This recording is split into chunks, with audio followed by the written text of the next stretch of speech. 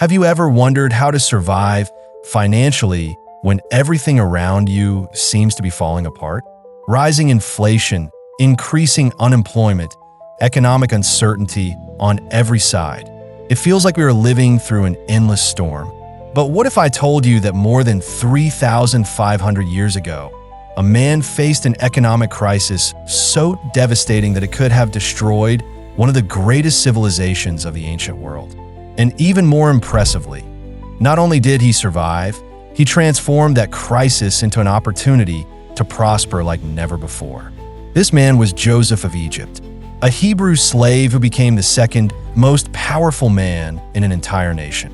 Joseph possessed a secret that not only saved Egypt, but could completely revolutionize the way you confront your own financial crises today.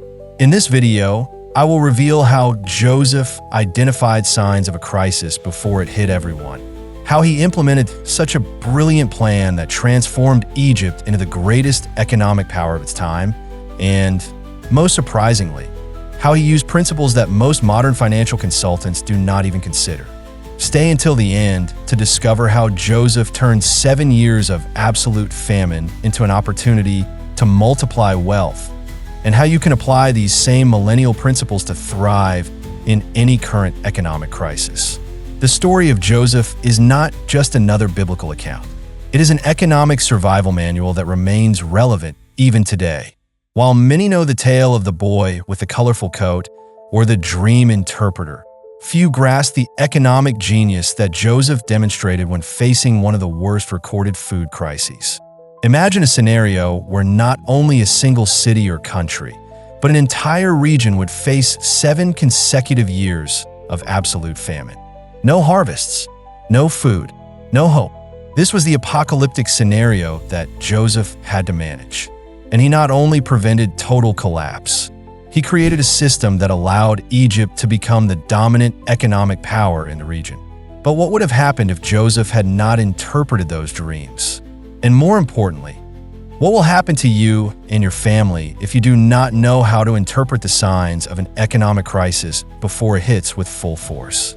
Joseph's lessons are timeless because economic crises follow patterns that repeat throughout history.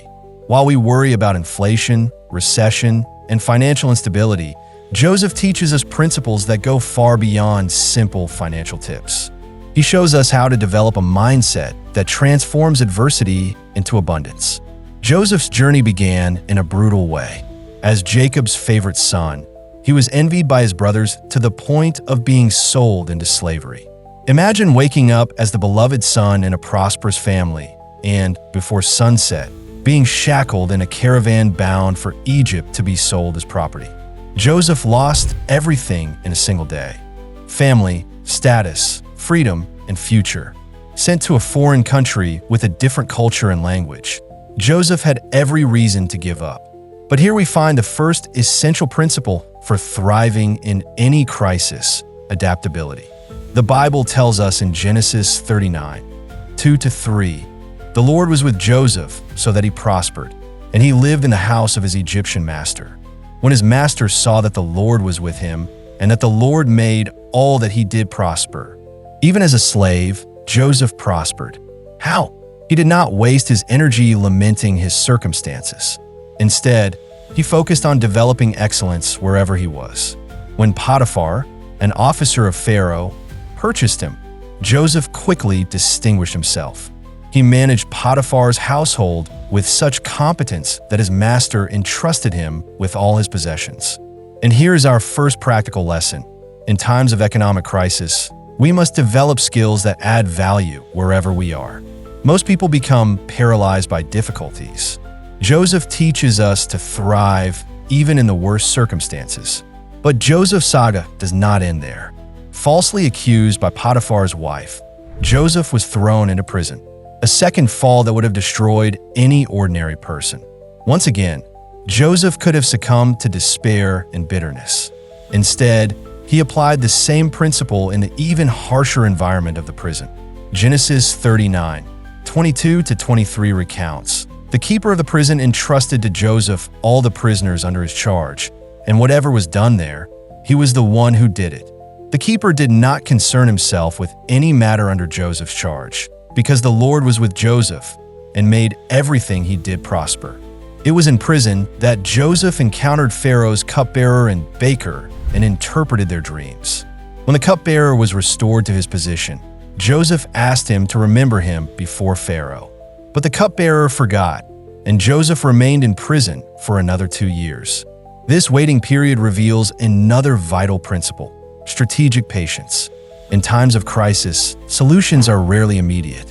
Joseph continued to hone his skills, served with excellence, and waited for the right moment. He did not waste energy on what he could not control. We are witnessing how Joseph turned extreme adversities into opportunities for growth. But before we continue with this extraordinary story of overcoming an economic strategy, I invite you to subscribe to our channel. We are bringing you profound biblical stories weekly that can completely transform your perspective on the challenges of modern life. And I want to know, what economic crisis are you facing today? Unemployment? Debt? Inflation eroding your purchasing power? Share in the comments. It helps me create content that is even more relevant to your reality.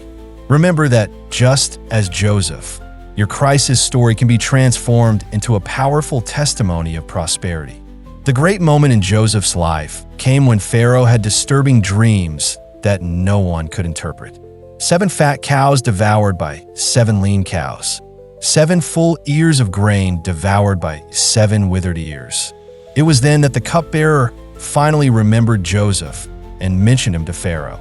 When brought from prison directly into the presence of the most powerful man in the ancient world, Joseph demonstrated humility and wisdom. Genesis 41:16 records, "I cannot do it," Joseph replied to Pharaoh, "but God will give Pharaoh a favorable answer." This is a fundamental principle that many ignore during economic crises, acknowledging the source of true wisdom. Joseph did not claim the credit for the interpretation, showing that his trust was in God, not in his own ability. Joseph then revealed the meaning of the dreams: 7 years of great abundance, followed by 7 years of devastating famine. But Joseph did not stop at identifying the problem. He immediately presented a solution. In Genesis 41:33-36, Joseph proposes, "Now, let Pharaoh find out a discerning and wise man and put him in charge of the land of Egypt. Let Pharaoh appoint overseers over the land and take 1/5 of the produce of the land of Egypt during the 7 plentiful years. And let them collect all the food of these good years that are coming, and store up the grain under the authority of Pharaoh for food in the cities. And let it be a reserve for the land against the 7 years of famine that are coming, so that the land does not perish from the famine." At this moment, we discover Joseph's economic genius. He implemented 3 principles that are fundamental for thriving in any economic crisis. First, systematic collection of resources during times of abundance. Joseph established a system to collect 20% of all production during the 7 years of prosperity. This is the principle of strategic saving, not just saving what is left over, but consistently setting aside a significant portion of income even when all seems well. Second, the creation of a storage infrastructure. It wasn't enough just to gather the grain. It had to be properly preserved for future years. Joseph oversaw the construction of granaries throughout Egypt, ensuring that the supplies would be maintained under appropriate conditions and strategically distributed. Third, administrative decentralization. Joseph did not centralize all the supplies in one place. He established storage centers in different cities. This diversification minimized the risk of loss and facilitated future distribution. So far, we have seen how Joseph transformed his life from slave and prisoner into a respected leader, and how he interpreted Pharaoh's dreams by developing a strategic plan to confront an unprecedented economic crisis. But the most impressive part is yet to come. In the next few minutes, you will discover how Joseph implemented his plan during the years of prosperity, transforming an existential threat into an opportunity for unprecedented expansion. And more importantly, how he navigated the years of scarcity, managing resources in such a way that he not only survived, but thrived when everyone around was suffering. Continuing our journey, we will see practical principles that you can apply today to protect your finances, regardless of your current situation. Pharaoh was so impressed by Joseph's wisdom that he named him governor of all Egypt. In a single day, Joseph went from prisoner to the second most powerful man in the empire. The Bible records in Genesis 41, 42 to 43. Then Pharaoh removed his signet ring from his finger and put it on Joseph's finger. He dressed him in fine linen and put a gold chain around his neck. He made him ride in his second chariot, and they proclaimed before him, "Make way." Thus, Joseph was made in charge of the whole land of Egypt. This extraordinary turnaround reveals a powerful principle: preparation meets opportunity. Joseph spent years developing administrative skills as a slave and prisoner. When the opportunity arose, he was ready. Similarly, during economic crises, those who continuously develop their skills will be ready for unexpected opportunities. Joseph was 30 years old when he assumed this leadership position, and he immediately put his plan into action. During the 7 years of abundance, he traveled throughout Egypt, personally overseeing the implementation of a system. Genesis 41, 48 to 49 describes, Joseph gathered all the food produced in those 7 years of abundance in Egypt and stored it in the cities. In each city, he stored the food produced in the surrounding fields. Joseph stored up so much grain as the sand of the sea that it was not possible to count it, for it was beyond measure. Note the operational details of this system. 1. Systematic collection. Joseph did not act reactively or improvisationally. He established a coherent and predictable system. 2. Local storage. The food was stored in the very cities where it was produced, minimizing transportation costs and maximizing efficiency. 3. Abundance beyond measure. The implementation was so successful that the records became impractical due to the sheer volume. This was not merely an emergency plan, but a complete restructuring of the Egyptian economy. Joseph transformed Egypt from an immediate production and consumption system into a model of long-term planning. The lesson for us is clear. Sustainable prosperity requires systems, not just isolated efforts.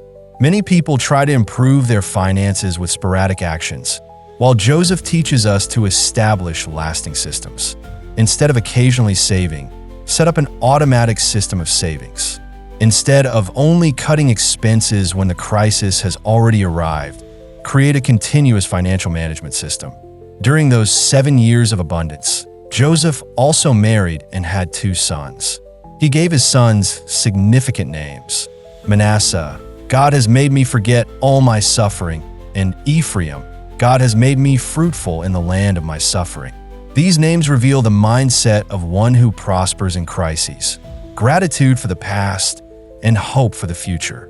The story of Joseph shows us that, just as he prepared for difficult times, you too can get ready for hard times. He not only survived the crisis, he turned it into an opportunity for growth and elevation. The question now is, are you simply waiting for the next crisis to pass, or are you building systems that will transform challenges into blessings? Before we continue with the most impressive part of the story, how Joseph managed the years of famine and reunited his family, I would like to invite you to watch other videos on our channel that address biblical stories with applications for modern life. We have videos about David and facing giants at work, about Moses and leadership in challenging environments, and many others that will surely bless your life. When the 7 years of abundance ended, famine began, just as Joseph had predicted. But while other nations began to suffer, Egypt was prepared. Genesis 41, 54 to 57 recounts, and the 7 years of famine began, just as Joseph had announced. There was famine in all the other lands, but in the whole land of Egypt there was food. When all of Egypt began to feel the famine, the people cried out to Pharaoh for food. Then Pharaoh said to all the Egyptians, "Go to Joseph and do as he tells you." The famine had spread throughout the land. Then Joseph opened all the storehouses and sold food to the Egyptians, for the famine was severe throughout Egypt. And people from all the lands came to Egypt to buy grain from Joseph. because the famine was severe everywhere. Here we find another crucial principle. The crisis that destroys many can be the very thing that elevates others. While entire nations were collapsing, Egypt not only survived, but became the regional economic center. Joseph's management during the crisis reveals three fundamental principles. First, controlled distribution. Joseph did not open all the granaries at once. He carefully managed the distribution of resources to ensure they would last for all 7 years. Similarly, in economic crises, meticulous control of resources is essential. Second, strategic commerce. Joseph did not simply donate food. He established a system of trade that brought wealth to Egypt. Genesis 47:14 mentions, Joseph collected all the money that was in Egypt and Canaan, which had been paid for the grain they were selling, and brought it to Pharaoh's palace. Third, continuous adaptation. When money ran out, Joseph accepted livestock in exchange for food. When livestock ran out, he accepted land and, finally, labor. Every change in circumstances required a corresponding adaptation and strategy. It was during this crisis that Joseph's brothers came to Egypt seeking food. Joseph recognized them, but they did not recognize him. After a series of tests to verify if they had changed in character, Joseph finally revealed his identity and reconciled with them. He then brought his entire family to Egypt, where they could survive the famine. This outcome teaches us about true prosperity. It is not only material, but also relational. Joseph used his position not for revenge, but for restoration. Similarly, our financial prosperity should have a purpose beyond mere wealth accumulation. Joseph summed up his journey in Genesis 50:20, telling his brothers, "You meant evil against me, but God meant it for good, in order to bring it about that many people should be kept alive." Here lies the essence of the mindset that prospers in crises. The ability to see beyond immediate circumstances, trust in God's greater plan, and use adversities as stepping stones for positive impact. Applying these principles to modern financial life, we can extract practical strategies. 1. Diversify resources just as Joseph stored food in different cities. 2. Prepare in advance for inevitable economic cycles. 3. Continuously develop skills that add value, even in tough times. 4. Carefully manage resources during crises, prolonging their utility. 5. Adapt quickly when circumstances change. 6. Maintain a long-term perspective, even when immediate pressures seem overwhelming. The story of Joseph of Egypt is not just a fascinating historical account. It is an enduring manual for thriving amid the inevitable economic crises we all face. From the depths of a pit and a prison to the corridors of power, Joseph shows us that it is not our circumstances that determine our destiny, but our response to them. Joseph faced family rejection, slavery, false accusations, and unjust imprisonment. Yet in each of these situations, he thrived where he was planted. He developed skills, built relationships, and maintained his integrity. When the opportunity finally arose, he was ready. Perhaps today you are facing your own version of the years of famine. Unemployment, mounting debts, struggling businesses, or financial insecurity. Joseph's story reminds us that these circumstances are not the end of the story, but may be the beginning of a surprising chapter. Just as Joseph recognized that it was God who placed him in the position to save many lives, we must acknowledge that our skills, opportunities, and resources are not solely for our personal benefit. True prosperity always has a higher purpose. Joseph's plan not only saved Egypt, but also his own family, those who had betrayed him. What a powerful lesson in forgiveness and divine purpose. Often, the crises we face are not just tests of our financial resilience, but also of our character and faith.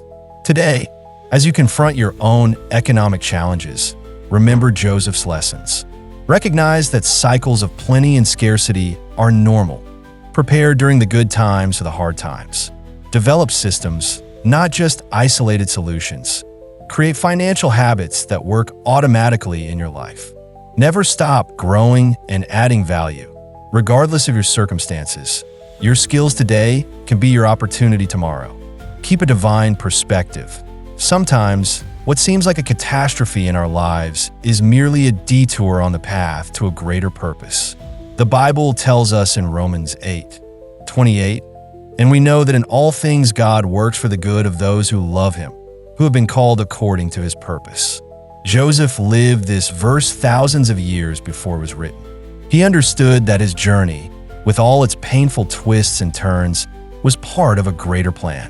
Similarly, your current financial crisis might be the stage upon which God demonstrates his power and provision in your life. Just as Joseph prepared for the years of famine before they arrived, you are invited today to apply these timeless principles in your own life. Do not wait until the crisis deepens. Start now to build your own granaries of provision, develop your financial wisdom, and trust in the God who turns trials into triumphs. Joseph of Egypt shows us that it is possible not only to survive, but to thrive in the worst economic crises. The question is not whether hard times will come, but whether we will be prepared just as Joseph was. May we have the vision to see beyond our present circumstances, the wisdom to prepare adequately, and the faith to trust in the God who transforms even our greatest difficulties into opportunities to bless others.